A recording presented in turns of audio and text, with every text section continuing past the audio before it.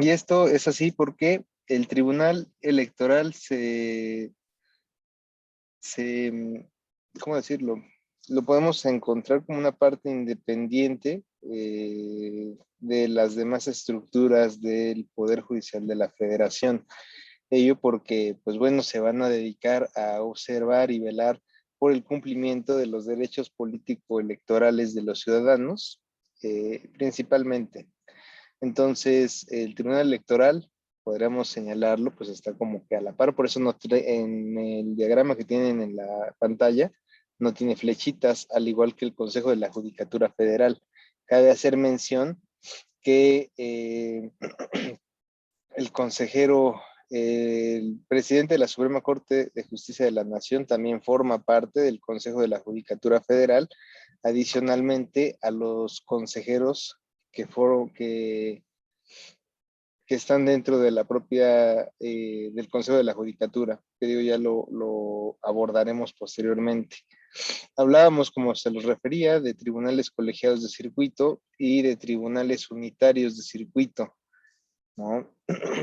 Había mencionado referente a tribunales unitarios de circuito, que así como tenemos en primera instancia las salas para materia de apelación, a nivel federal se encuentran los tribunales unitarios de circuito, que son los que se encargan de revisar sobre las impugnaciones que se hacen durante el proceso ante los juzgados de distrito.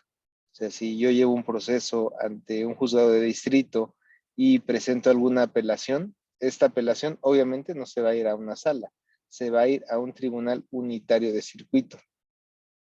Ajá. Entonces, bueno, hablamos de los jueces. A ver qué más viene.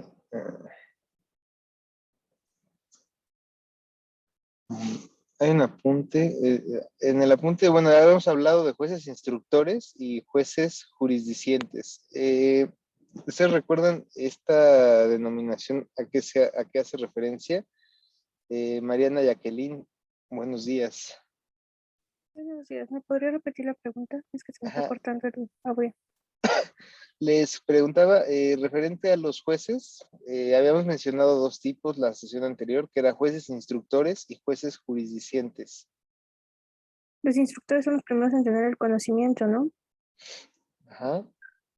Y ya de ahí lo canalizan con los jueces se me fue. Jurisdicentes. Jurisdicentes, que son quienes sí tienen la jurisdicción para llevar a cabo la solución del conflicto. Es correcto. Gracias. Eh, Nos habla precisamente de estas dos formas de jueces. El juez instructor, que es el que lleva a cabo conoce todo el procedimiento, recibe peticiones de las partes, conocen el proceso, preparan y reciben las pruebas y escuchan alegatos. Y nos habla de otra parte, que son los jueces jurisdicentes, que son únicamente aquellos que se van a encargar de dictar la sentencia y decidir el juicio en lo principal. Entonces, eh, conforme al procedimiento para la elección de ministros, magistrados y jueces, estos procedimientos son diversos, ya que van a depender de cada constitución o ley orgánica de cada entidad, ¿no? Cada poder judicial cuenta con una ley orgánica que ustedes tendrán que revisar en su momento, ya sea de Ciudad de México, del Estado, cada entidad tiene su ley orgánica. Y en estas leyes es donde vamos a encontrar la naturaleza del organismo, ¿no? O del poder judicial. Por ejemplo, si ustedes dijeran, bueno, ¿y cuántos jueces penales y cuántos jueces civiles se establecen para la Ciudad de México? Pues bueno, hay que revisar la ley orgánica. En la ley orgánica nos va a dar un margen para saberlo. Sin embargo, muchas veces lo hacen a través de acuerdos. Se determina a través de un acuerdo que se crean 124 jueces en materia penal y que habrá, digo, ahí sí les fallo, pero es una prox, no sé, 64 juzgados civiles, 40 juzgados familiares, etc. Entonces, hay que revisar también los acuerdos. ¿Quién se encarga de emitir estos acuerdos? Pues bueno, el Consejo de la Judicatura. También hagan de cuenta que así como vieron el organigrama a nivel federal, que es este que tienen ustedes en pantalla, a nivel local es algo similar, ¿no? A nivel local cambiaríamos Suprema Corte de Justicia por lo que se llama Presidencia del Poder Judicial de la Ciudad de México, por ejemplo, ¿no? Y abajo va a estar las salas en materia civil, salas en materia penal. Abajo de las salas van a estar los jueces, ¿no? Los juzgados, juez de primera instancia, y son los jueces los que van a estar. Al lado de lo que vendría siendo aquí Suprema Corte de Justicia, al ladito, tendría que ser el Consejo de la Judicatura de la Ciudad de México, ¿no? Y esto, pues prácticamente es la reglamentación local, que tiene pues bastante, tiene gran similitud a nivel igual que el nivel federal. Entonces, a nivel federal, el procedimiento de designación de los ministros de la Suprema Corte de Justicia, así como de los magistrados en los tribunales unitarios y colegiados de circuito, o de los jueces de distrito, los vamos a encontrar tanto en la Constitución Política de los Estados Unidos Mexicanos, en el artículo 96 y 97, como en los artículos 110, 112, 113 y 114 de la Ley Orgánica del Poder Judicial de la Federación, ¿no? Para acceder a los diversos cargos de los órganos jurisdiccionales a que nos hemos referido, las disposiciones jurídicas de contenido procesal establecen una serie de requisitos que deben de ser cubiertos por los aspirantes.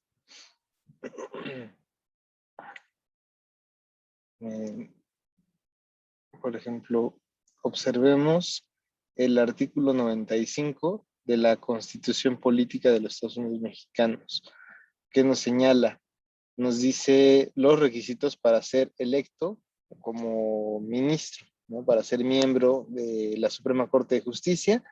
Tenemos que, primeramente, todos los ministros deben de ser ciudadanos mexicanos por nacimiento, en pleno ejercicio de sus derechos políticos y civiles. Tener por lo menos 35 años el día que sean designados, ¿no? Tener una antigüedad de 10 años con título de licenciado en Derecho, expedido por autoridad o institución legalmente facultada para ello. O sea, si no cuento yo con una antigüedad mínima de 10 años, pues no me la podrían dar, ¿no? No podría ser electo ministro. Por ejemplo, digo, hasta donde yo recuerdo, no hay como ministros jóvenes, ¿no? Que dijeron, ¿sabes que el ministro tiene 35 años efectivamente? ¿No?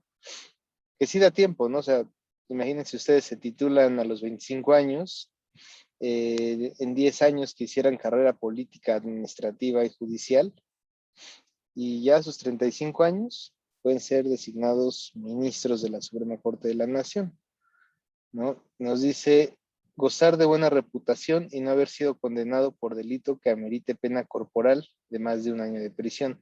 ¿Qué significa pena corporal? Vicente, ¿cómo está? Buen día. Hola, buenos días, maestro, ¿cómo está? Bien, muchas gracias. Aquí con el gusto de saludarlo.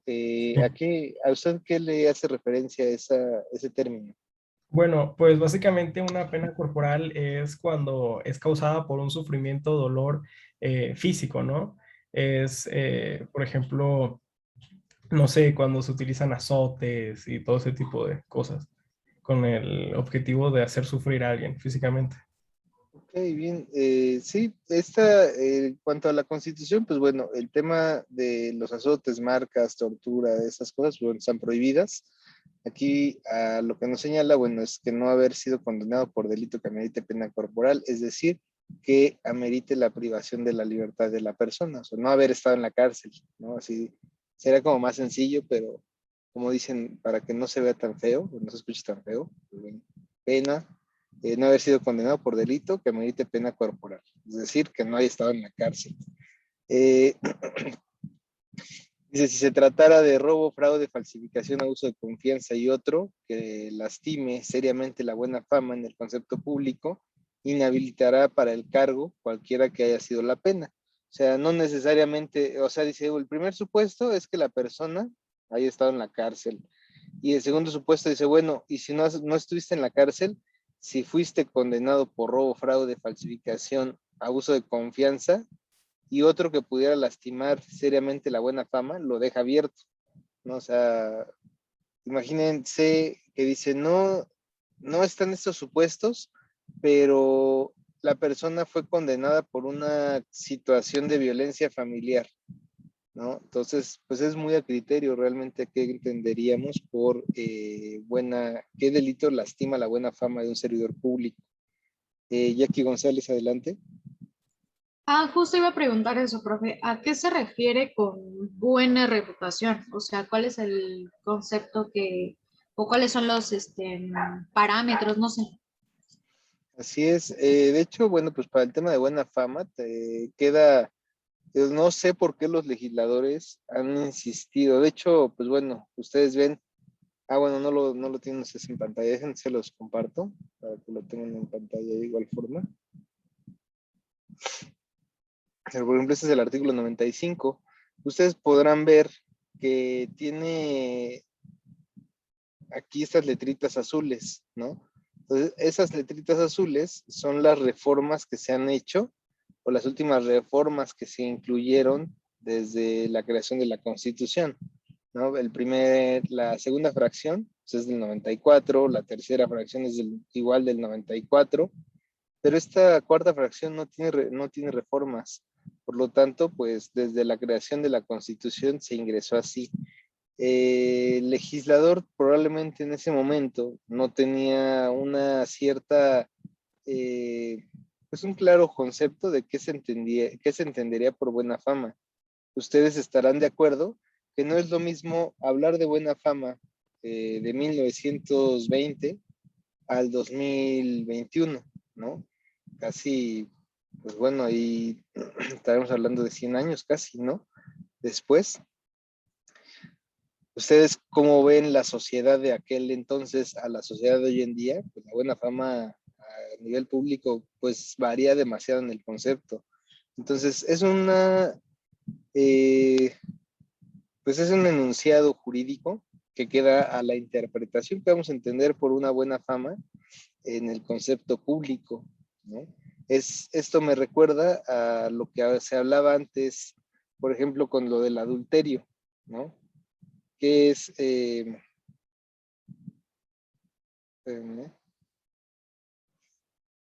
donde decía, ¿no? Que la mujer que tuviera mala, ¿cómo decía? Mala fama, ¿no? Algo así decía.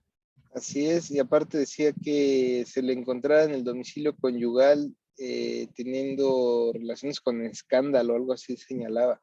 Entonces decía, bueno, ¿y cuál es el escándalo? De hecho, algunos profesores, cuando me tocó igual llevar la materia de penal, hacían ciertos chascarrillos en ese sentido, ¿no? Decían, con escándalo, ¿qué? Que la señora grite mucho o que la vecina se ponga a gritar, o sea, ¿qué se entiende por escándalo, no? Entonces, así como esto, pues vamos a encontrar en la Constitución, pues varios conceptos que no están definidos. Entonces, ahí tendríamos que acudir probablemente al JUS, al semanario, al semanario, ¿cómo se llama? Perdón, al semanario de la Federación para revisar tesis que nos orienten a saber qué es la buena fama, qué entendemos por buena fama, ¿no? Pero bueno, supongamos que aquí la buena fama es de que no tenga, pues en sí básicamente, alguna investigación en contra del servidor público, ¿no? Lo dejan muy amplio, eso suele suceder cuando ponen este tipo de conceptos, es que quedan bastante amplias las causales por las cuales no podría ser una persona ministro, ¿no? Nos dice, haber residido en el país durante los 2 años anteriores al día de la designación. ¿Por qué creen que se requiere una residencia específica en este caso del cargo de los servidores públicos? Karen, ¿cómo está? Buen día. Hola, profesor, buen día. ¿Usted por qué cree que pide la Constitución este requisito de residencia? Supongo que para llevar, bueno, tener un conocimiento del manejo de la administración y la distribución del poder del país, podría Ok, ser, no sé. podría ser. Bien, gracias, Karen. Andrea había levantado la mano. Ah, sí, yo diría que es para comprender la realidad del país. Es correcto, precisamente para tener el conocimiento de qué es lo que está sucediendo en el país, ¿no? La política en materia judicial, o sea, tener todos estos antecedentes claros, ¿no? No haber sido secretario de Estado, eh, por ejemplo, haber sido secretario de Gobernación o haber sido secretario de Relaciones Exteriores, no haber sido fiscal general de la República, diputado federal ni titular del Poder Ejecutivo de alguna entidad federativa, es decir, gobernador, ¿no? Durante el año previo al día de su nombramiento. Indra, la escucho. Profe, ¿y por qué no pueden haber tenido esos puestos? Buena pregunta. Imagínense ustedes que hay, por lo regular mandan una terna, o sea, ustedes veremos un poquito más adelante para cómo se nombra precisamente en el 96, en el artículo 96 viene este procedimiento. Imaginen ustedes que vamos, que ahorita sale Lelo de la REA del cargo de ministro y queda una vacante disponible. Se hace el procedimiento para que pueda llegar esta, eh, esta sustitución o este nuevo nombramiento de ministro, ¿no? Estoy tratando de pensar quién. Igualmente, imaginemos que Julio Scherer, el consejero del presidente, el consejero jurídico de la presidencia, no se salió, o sea que sigue en funciones, ¿no? Con Andrés Manuel López Obrador. Entonces, hay una vacante para la Suprema Corte de Justicia y ponen, imagínense ustedes, ¿quién creen que tendría más facultades para poder quedar en el puesto? Bueno, vamos a poner a Julio Scherer como primer candidato. Él acaba de renunciar ahorita a ser consejero de la presidencia y ponen a un magistrado de circuito y como otro contendiente a un ciudadano, a un abogado ciudadano que ha tenido una trayectoria impecable, ¿no? Durante aproximadamente 30 años de servicio. O sea, tenemos un abogado, un magistrado y al ex consejero de presidencia. ¿Quién creen que tendría mayor posibilidad de poderse quedar en el cargo como ministro? Esa terna la mandan al Senado. Bueno, ya en el Congreso aprueban quién es de los tres se va a quedar. ¿Quién creen que tiene la mejor o la mayor posibilidad para quedarse en el cargo? ¿Los escucho?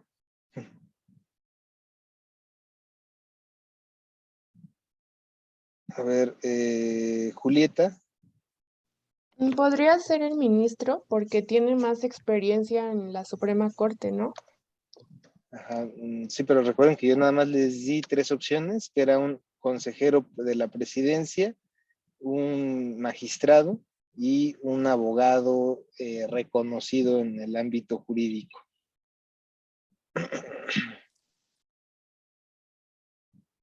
A ver, Sánchez Orihuela, ¿le escucho?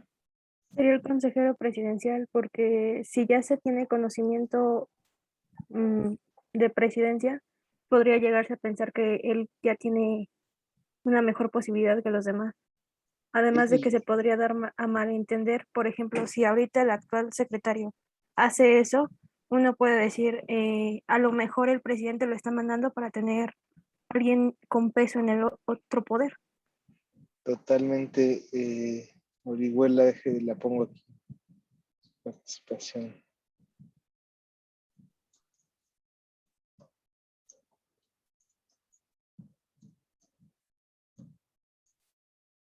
Ok, entonces sí entienden esta parte de por qué no se puede haber sido secretario de Estado o haber sido con alguno de estos cargos durante el año previo a la designación, porque esto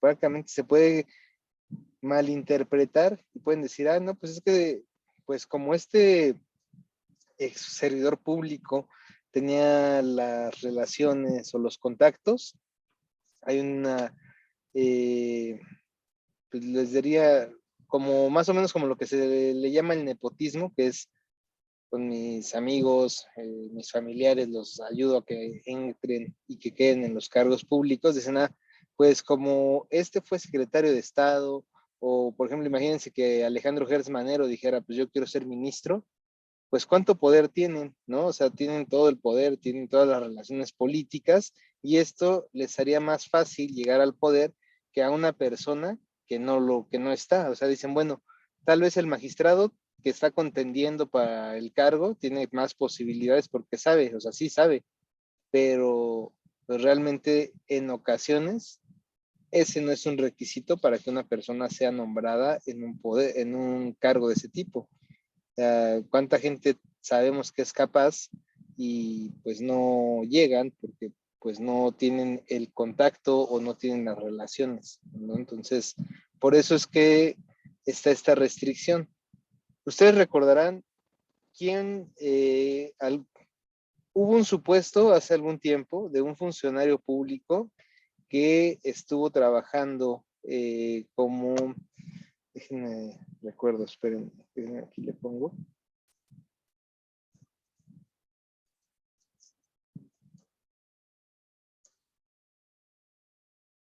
Espérenme.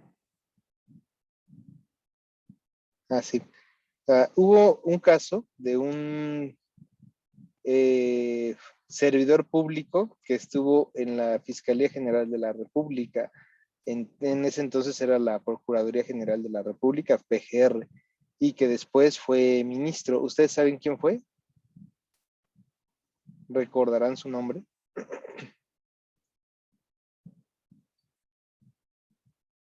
¿No? Probablemente pues estaban jóvenes, ¿no? Pero Eduardo Medina Mora fue ministro y anteriormente había sido Procurador General de la República, pero él estuvo, pues ya prácticamente pasó un tiempo para que pudiera para que pudiera ser ministro. O sea, no fue como con el año.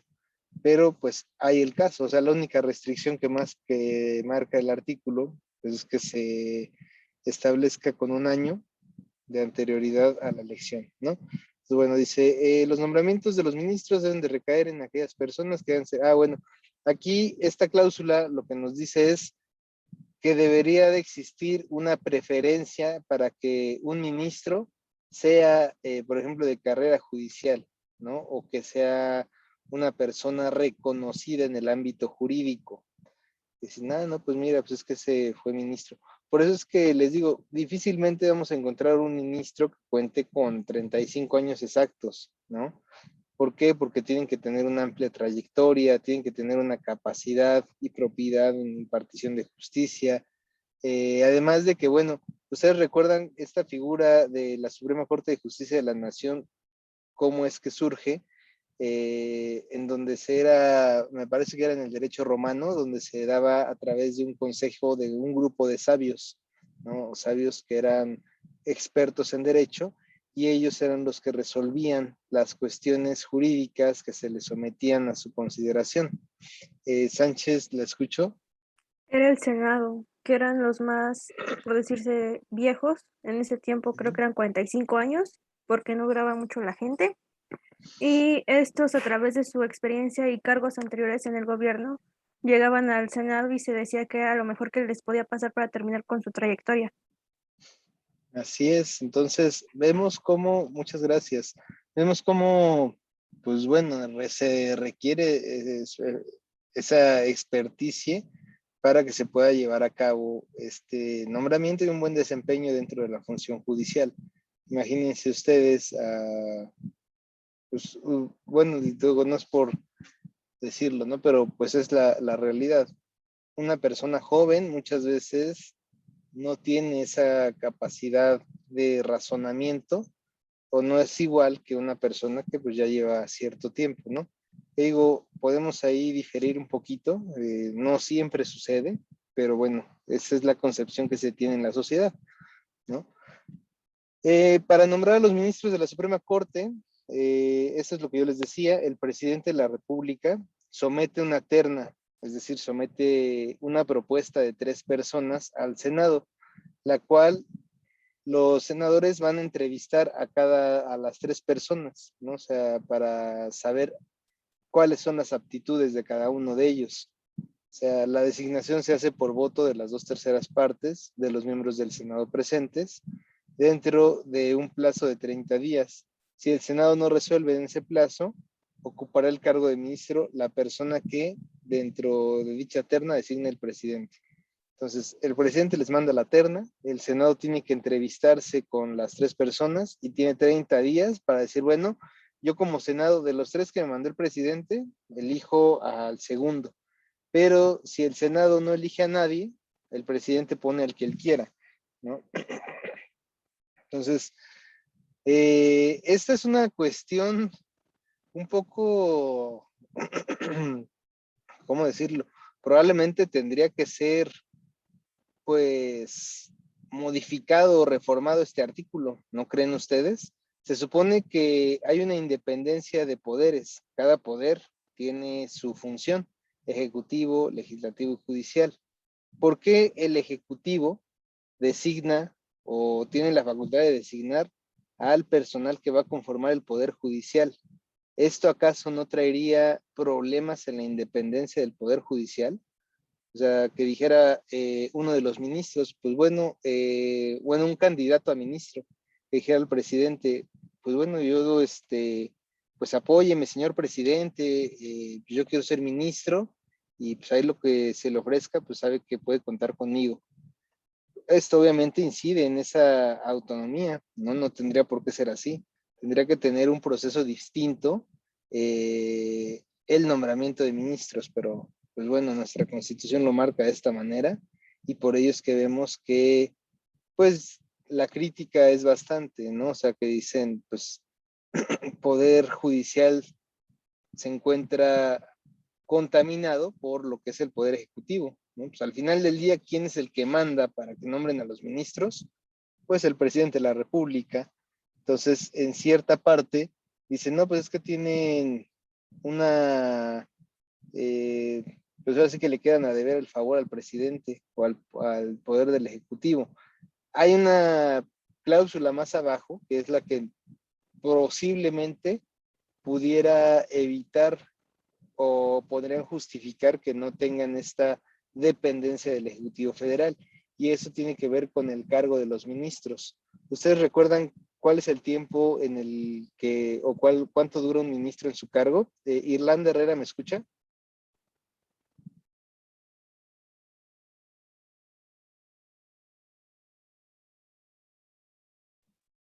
Perdón, es que me salí sin querer. Le decía a Irlanda si recuerda cuál es el tiempo de un ministro que debe de permanecer en su cargo.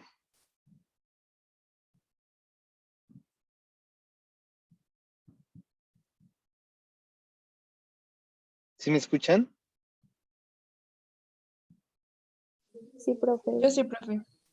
Ya se le escucha, maestro. Gracias.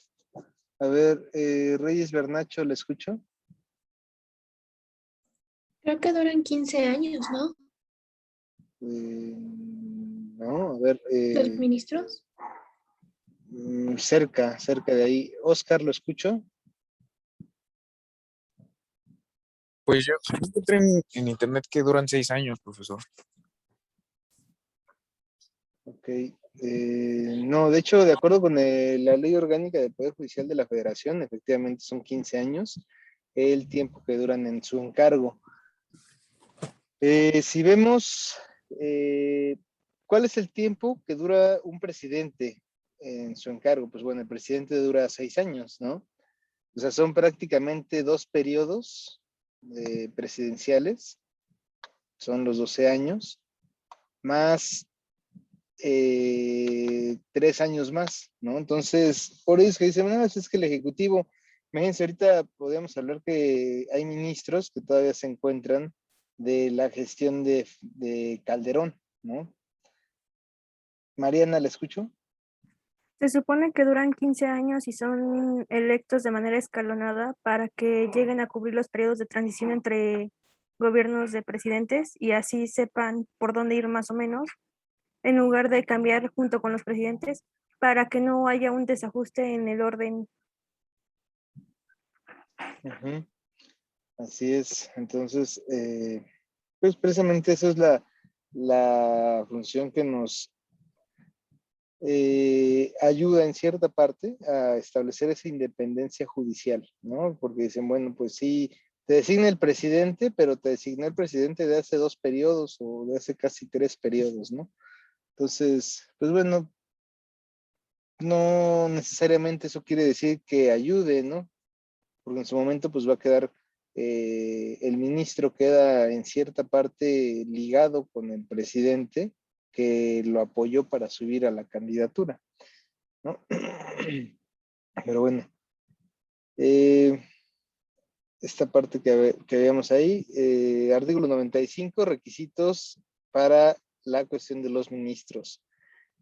Referente a las garantías del juzgador, estas se refieren a una serie de prerrogativas a favor de los órganos jurisdiccionales, a efecto de que se cumplan de la mejor manera con sus funciones. ¿Qué es una garantía judicial? Es el conjunto de condiciones previstas en la Constitución con el fin de asegurar en la mayor medida el desempeño efectivo y justo de la función jurisdiccional, ¿no?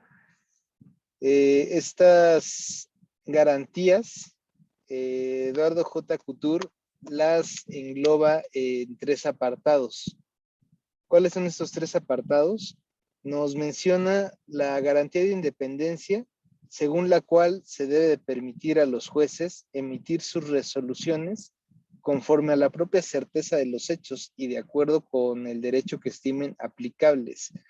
Entonces, de esta manera, las decisiones de los jueces no deben de ser influidas por otros poderes, ya sea por el Ejecutivo, por el Legislativo, ni por presiones económicas, políticas o sociales. ¿Ustedes creen que realmente existe esta garantía de independencia? Jackie González, ¿usted qué opina?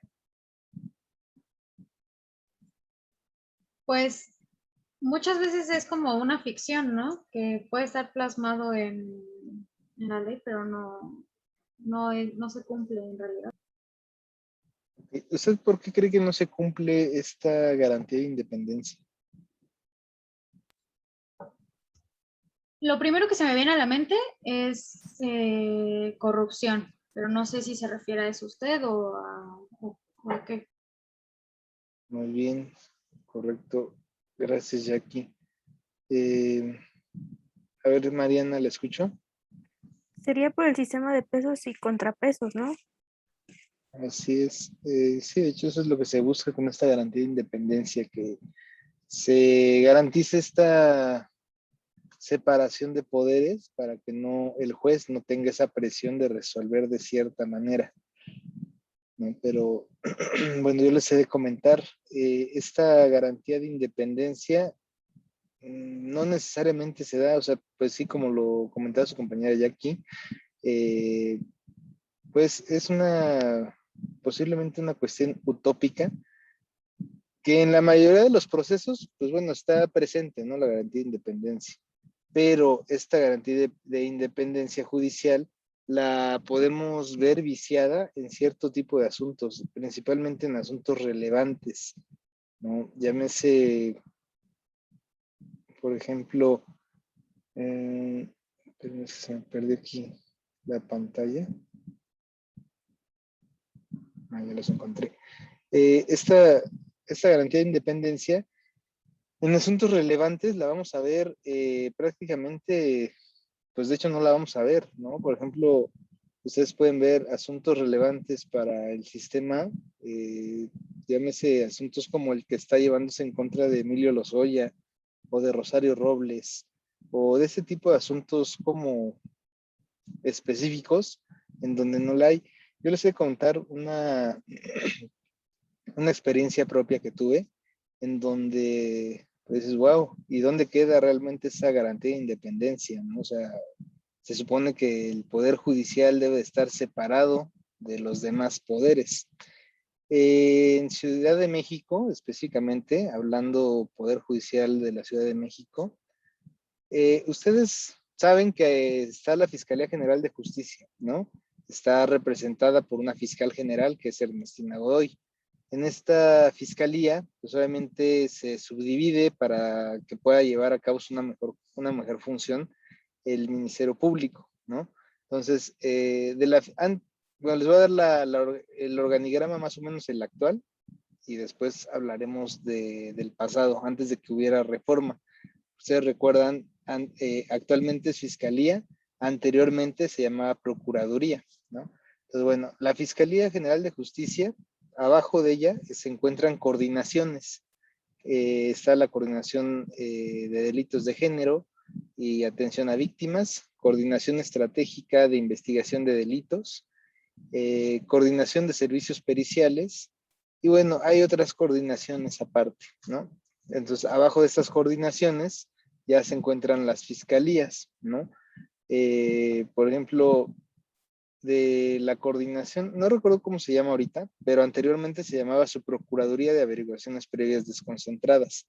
Esta Subprocuraduría, que hoy se llama Coordinación, hagan de cuenta que es el jefe de las 16 alcaldías. En cada alcaldía hay una fiscalía. Fiscalía de Álvaro Obregón, Fiscalía de Miguel Hidalgo, Fiscalía de Iztapalapa, Fiscalía de Iztacalco. Cada delegación, cada alcaldía tiene una fiscalía. Entonces, el jefe de estos era la Subprocuraduría de Averiguaciones Previas Desconcentradas, que actualmente es una coordinación. Les digo, el nombre se los diré la siguiente sesión. Está en su ley orgánica. Por eso les digo, cada organismo cuenta con una ley orgánica. La Fiscalía, hoy Fiscalía, tiene su ley, se llama Ley Orgánica de la Fiscalía General de Justicia de la Ciudad de México. Entonces, cuenta con sus dependencias, ¿no?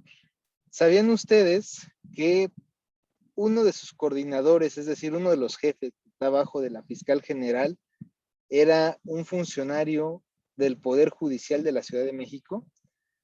Dices, bueno, probablemente, pues eso va a ayudar bastante, ¿no? O sea, hablamos que se trata de un juez que estuvo bastante tiempo en el Poder Judicial y que hoy en día viene a apoyar a la Fiscalía General de Justicia para llevar a cabo pues una mejor función, ¿no? Dicen, ¿qué mejor que el que esté dirigiendo al Ministerio Público se trate de un juez para que él pueda suplir las deficiencias del Ministerio Público, ¿no? Dice, pues un juez, qué bueno.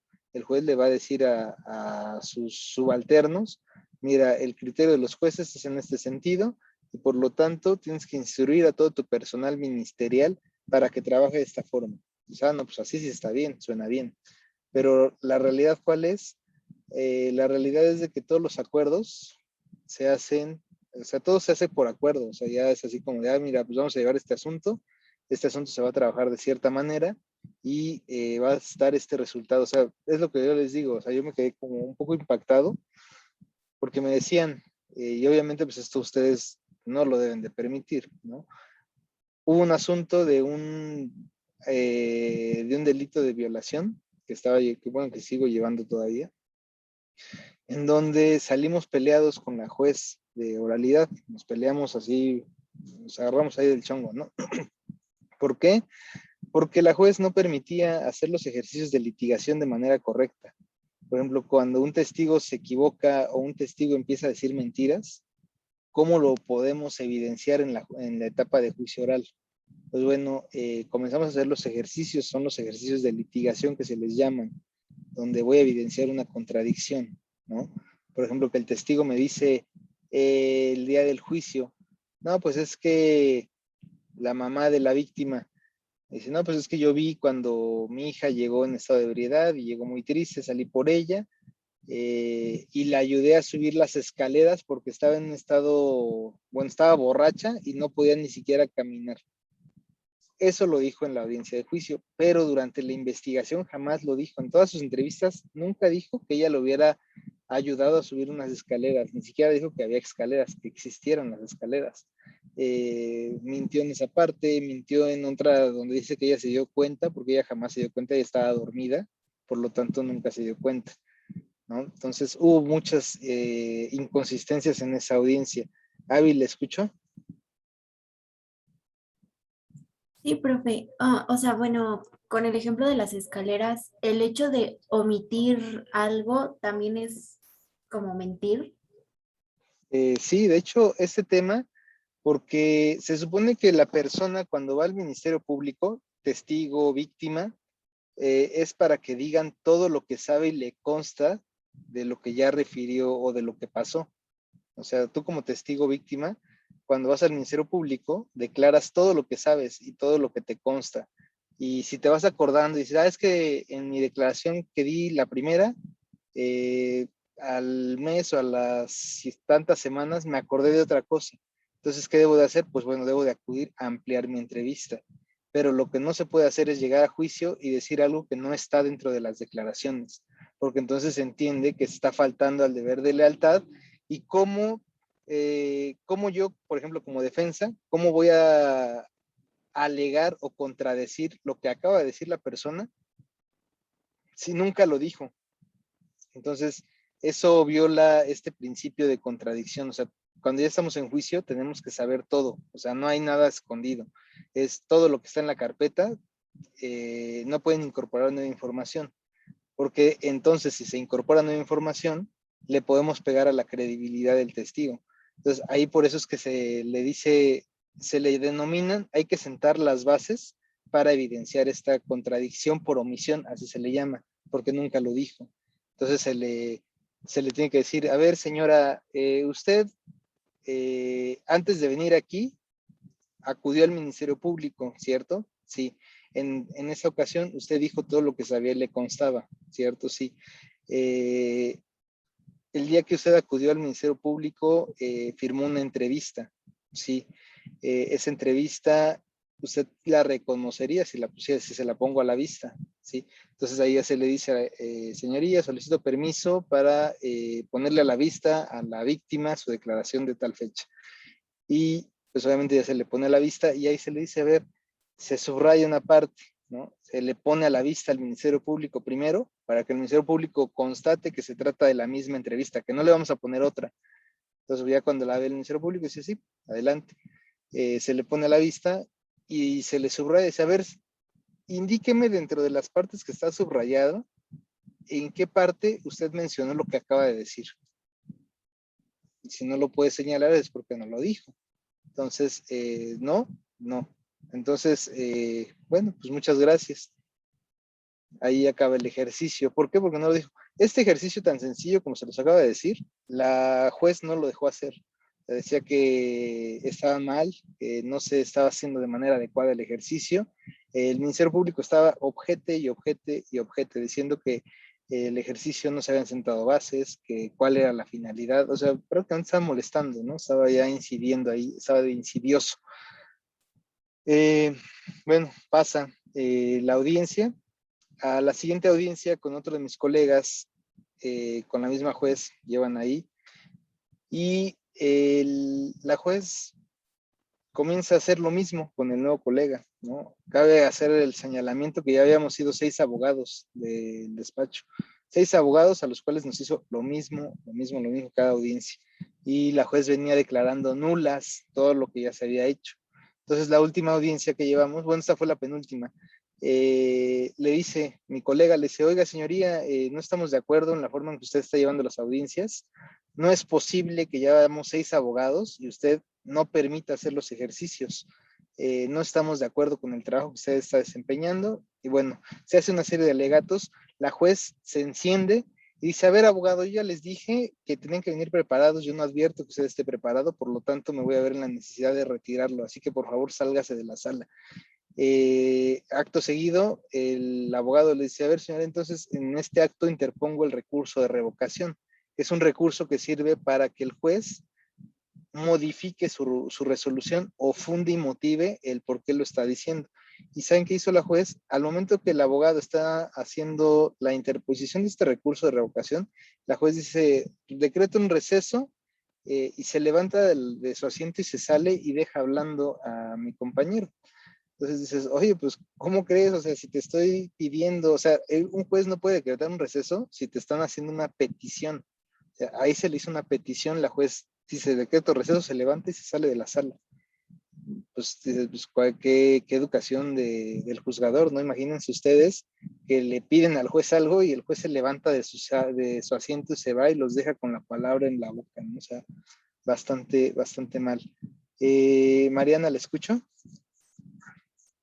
Bueno, y en ese caso no se podría hacer algo como una renuncia de instancia para que cambien de juez, porque Ah, ya hay ciertas preferencias, ¿no? Y pues, por lo que veo, creo que es el caso de Ingrid y Gibran. ujú. Entonces, pues como que ya hay cierto favoritismo hacia la parte victimaria, bueno, de la Ajá. víctima, y siempre está como descartando todas las evidencias que tiene la parte defensora y Sí, siempre trata de favorecer a la víctima y ya ha sido revictimizada en varias ocasiones con las valoraciones. Entonces, no sé si haya algún recurso para cambiar al juez porque ya hay cierto favoritismo. así es. De hecho, aquí en este punto establecimos que, pues bueno, está este favoritismo por parte de la juzgadora. Por lo tanto, se llevó a cabo una denuncia en contra de la misma, se pidió que se excusara, se presentó una queja ante el Consejo de la Judicatura Local y en ese aspecto, pues bueno, logramos que se excusara la juez, ¿no? Después de estar insistiendo, pero a lo que voy en este sentido, dicen, bueno, estamos hablando de la independencia judicial. ¿Qué tiene que ver esto con el asunto de Ingrid y Gibran?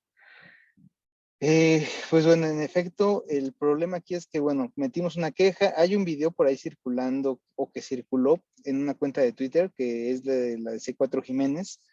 Espérenme tantito, un momentito.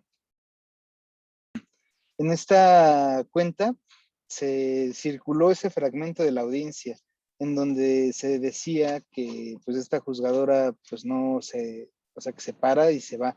Esos son los tipos de juzgadores que tenemos en la Ciudad de México. Entonces empezó a ser un poco viral el tema y de repente me marcan, me llama un amigo, un conocido, el cual me dice, oye amigo, pues mira, fíjate que me gustaría presentarte a mi jefe, que cuando vienes, me causó extrañeza, ¿no? Dije, pues, ¿cuál es el interés o esta cuestión de que, esta insistencia de que vaya con su amigo? Para no hacerles el cuento largo, este amigo pues era un funcionario de alto nivel de la fiscalía y me hacen una petición.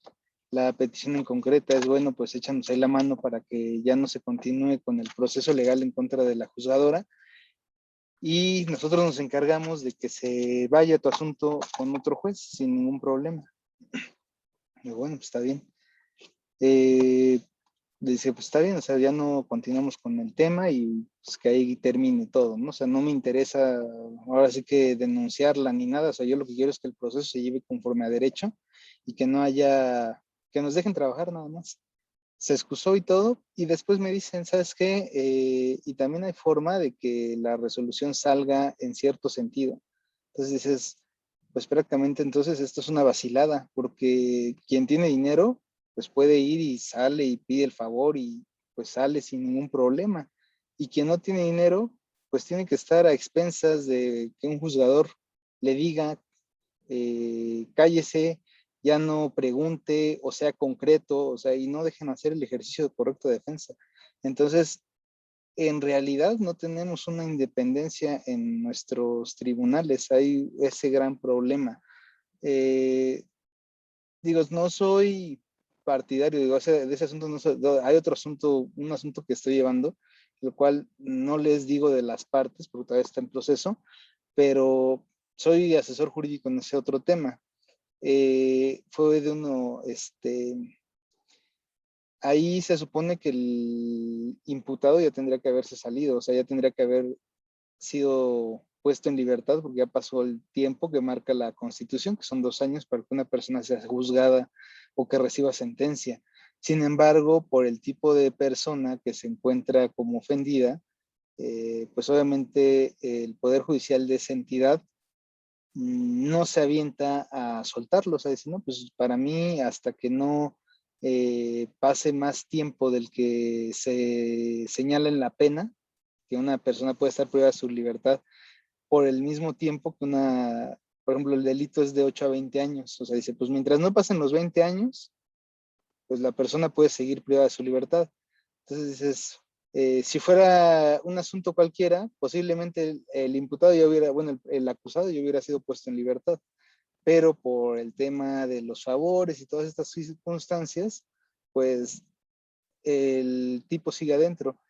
Lo que sí es una realidad es que ministerios públicos se hablan así súper bien con los jueces.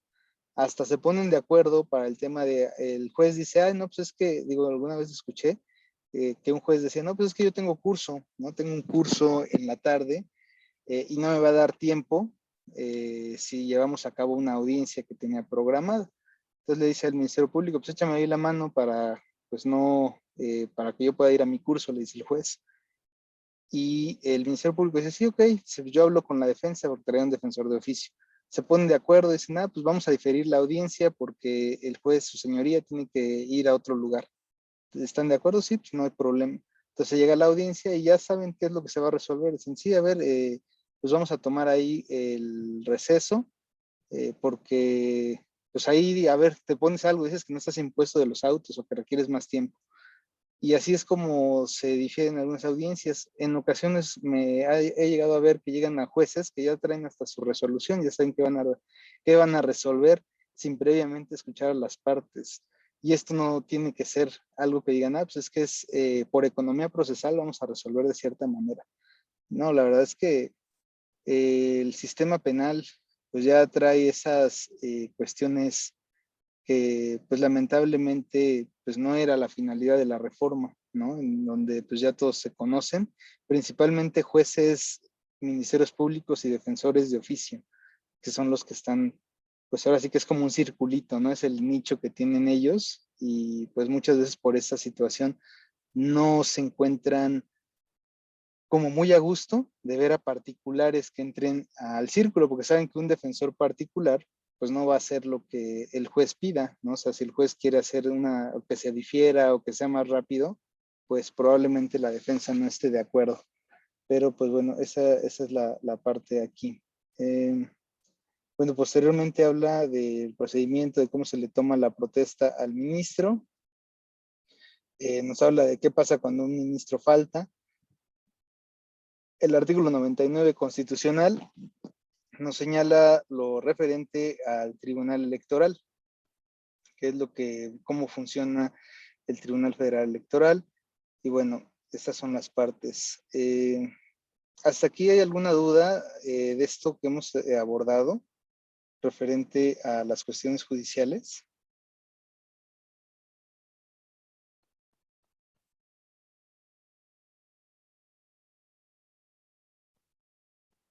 No, profe, todo bien. Ok. Entonces, nada más una remembranza, una breve remembranza, ¿no? Entonces tenemos Poder Judicial de la Federación compuesto por Suprema Corte de Justicia, un Tribunal Electoral, Consejo de la Judicatura Federal, que es lo único que considero que nos haría falta revisar un poco, lo cual abordaremos la sesión siguiente. Ya nada más recuerden que principalmente se encarga de velar por el correcto funcionamiento del Poder Judicial de la Federación, porque todo vaya de manera correcta, ¿no? Tribunales colegiados, tribunales unitarios de circuito, que tengan al día sus expedientes, que no se atrasen con sus sentencias, que vean todo lo referente a recursos humanos y materiales del Poder Judicial de la Federación, se encargan de establecer cuáles son los días hábiles y días inhábiles, entre otras funciones que abordaremos, ¿no? Y ya nada más estaríamos por ver la función de algunos de los oficiales secretarios. Oficiales secretarios, pues es para otras materias, materia civil, materia familiar, materia administrativa, porque en la materia penal, pues obviamente ya no está la figura del oficial secretario. Y ya no se encuentra esta función porque la reforma de 2008, la reforma penal, estableció estos principios, principalmente el principio de inmediación, el cual se encuentra en la Constitución 20 constitucional, el cual establece que en ningún caso un juez puede delegar sus funciones en otra persona, como si ocurría en el sistema anterior. Entonces, por eso es que, bueno, en materia penal ya no hay oficiales secretarios. El oficial secretario es aquel funcionario que le ayuda al juez, ¿no? ¿Qué pasaba? Pues bueno, el juez tenía mucho trabajo, tenía que resolver o revisar otras sentencias, los proyectos, y el oficial secretario se encargaba de llevar las audiencias, de recibir las pruebas, de desahogarlas, y ya nada más le pasaba al juez sus proyectos. El oficial secretario, ustedes disculpen, pero bueno, ya nada más para culminar esa parte, el oficial secretario es una figura que subsiste, por ejemplo, en la materia de amparo, ¿no? En amparo sí tenemos pues lo que es el secretario de acuerdos de la Secretaría A y de la Secretaría B. Pero bueno, esa es la parte. Pues les agradezco a todos que hayan estado presentes. A los que no, pues bueno, les solicitaba ahí que llevaran únicamente un breve resumen. Y pues bueno, básicamente es todo. Muchas gracias.